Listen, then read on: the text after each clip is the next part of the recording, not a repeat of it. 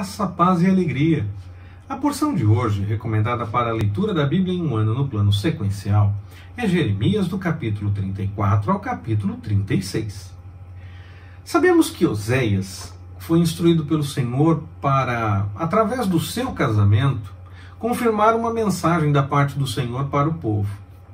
Logo mais à frente, permitindo o Senhor, nós chegaremos a essa leitura e vamos recordar essa história de Oséias.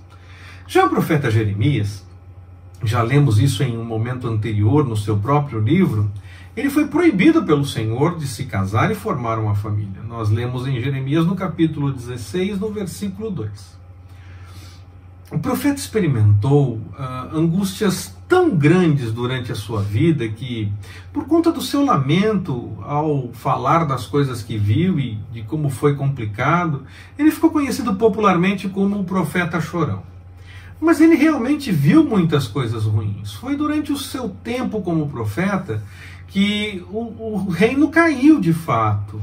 Foi tomado pelos babilônicos, o rei foi preso, foi feito cego, o povo passou a responder subordinado completamente à Babilônia, a cidade é derrubada, o templo é destruído, pessoas passaram a ter mais problemas para poder viver, aquelas que ficaram na terra. Jeremias viu muitas coisas estranhas e muitas coisas ruins. Eu acho até que essa fama de chorão é um pouco exagerada. Talvez ele tivesse até mais espaço para reclamar e lamentar mais diante de tudo o que ele viu e do que ele viveu. Na porção de hoje, nós vemos o povo agindo na direção de obedecer algo que a lei recomendava.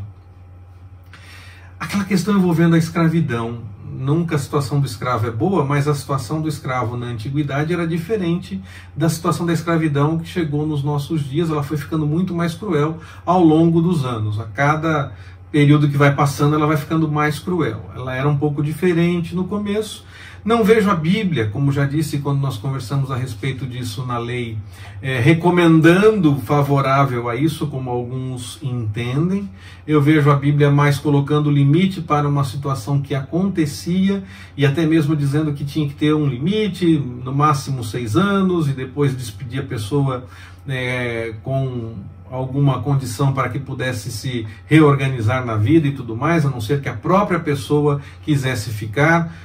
Essa é uma das provas de que a situação do escravo no passado não era a mesma da escravidão dos nossos dias. O escravo poderia até dizer, não, eu quero ficar, eu gosto de ficar aqui, gostei, quero ficar.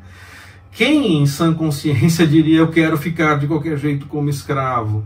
É porque a situação era diferente. Nunca podemos dizer que a situação era boa. A situação de escravidão era uma situação complicadíssima. A pessoa estava com problemas financeiros exagerados, não tinha como se sustentar e cuidar das coisas. Então, mas era uma situação diferente. Como eu disse, ao longo dos anos a situação foi ficando cada vez mais cruel.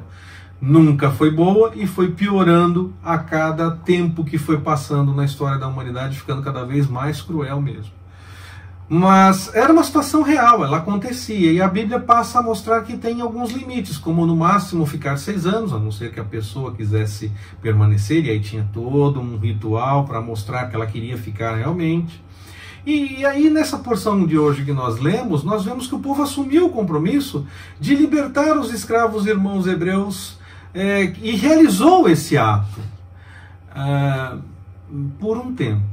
O compromisso durou pouco tempo. Não foi definitivo. Houve um arrependimento e eles foram buscar os escravos mais uma vez. E o Senhor deixou claro que ao fazerem aquilo, eles por um momento obedeceram aquilo que o Senhor tinha como orientação, mas logo eles deixaram de seguir aquilo que o Senhor estava orientando a respeito desse assunto. O povo realmente não estava ligado com a vontade do Senhor e nem buscando realmente o que a lei orientava. Faltava compromisso com o Senhor. E sobrava idolatria, cumpriam rituais, outros rituais pagãos, coisas que o Senhor disse que eles não deveriam fazer durante o tempo do deserto. Antes de tomarem a terra prometida, o Senhor dizia, não façam as coisas do povo que está lá, por conta das coisas que eles fazem. eu estou tirando eles da terra. E eles iam lá e seguiam o que os outros povos faziam. Então eles estavam completamente distantes da vontade do Senhor. Eles estavam muito distantes do compromisso com o Senhor realmente. E isso trouxe o tempo de sofrimento e de exílio. Acredita-se que os recabitas sejam descendentes dos queneus, aqueles que se aparentaram com Moisés e que nós lemos tanto em Juízes no capítulo 1 como no capítulo 4, no mesmo livro de Juízes. A interpretação que defende isso está baseada no texto de 1 Crônicas capítulo 2, versículo 55, que fala de um recabe, que era queneu. E aí, nessa interpretação, entende-se que os queneus foram contados como parte da tribo de Judá, mas mantiveram seus costumes recomendados em família mesmo, não estavam totalmente ambientados entre os judeus de fato, os da tribo de Judá ou qualquer outra tribo. Eles ficavam mais ali por perto, mais em volta, ocupando tendas e essa coisa toda, aquilo que o texto mesmo diz que eles faziam. O exemplo deles de não beber o vinho e seguir a recomendação e tudo mais do líder do passado, do pai e essa coisa toda, é usado para mostrar que o povo de Judá se afastou completamente do Senhor.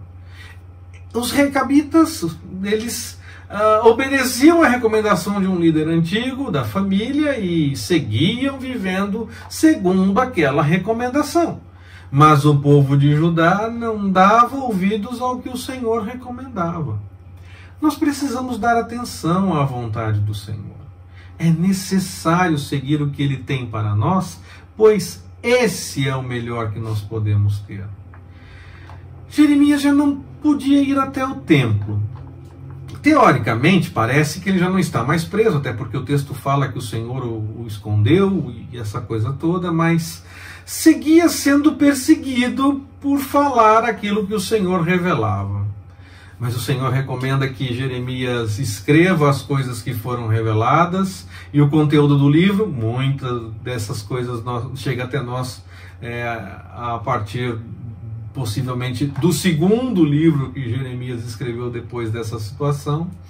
E aí o conteúdo desse livro deveria ser lido no templo, num dia em que muitas pessoas estivessem por lá. Baruque faz isso junto com Jeremias e leva o livro para fazer a leitura. Quando nós estamos lendo no texto bíblico, dá a impressão de que iam dar ouvidos ao que Baruque apresentou, que aquilo tudo era muito sério e fazia sentido tudo que estava se apresentando. Mas quando chegou no rei, ele desdenhou de tudo.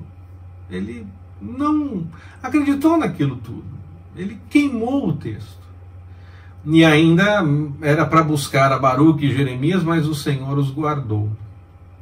Depois manda novamente escrever, e é quando eu disse que no segundo texto, possivelmente, boa parte do livro de Jeremias é baseado em cima, possivelmente, desse texto que Baruque escreveu do que Jeremias ditou. Muitas pessoas fazem como o rei, acreditam no que querem acreditar, e quando alguém ousa dizer que não é bem assim, desdenham, dizem que não querem seguir por esse caminho, rejeitam, negam.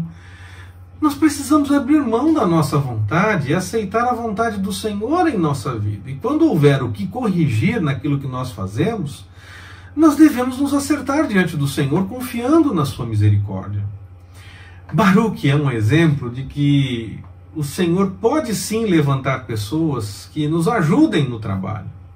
É muito bom poder contar com toda a provisão da parte do Senhor quando nós estamos realizando a sua vontade.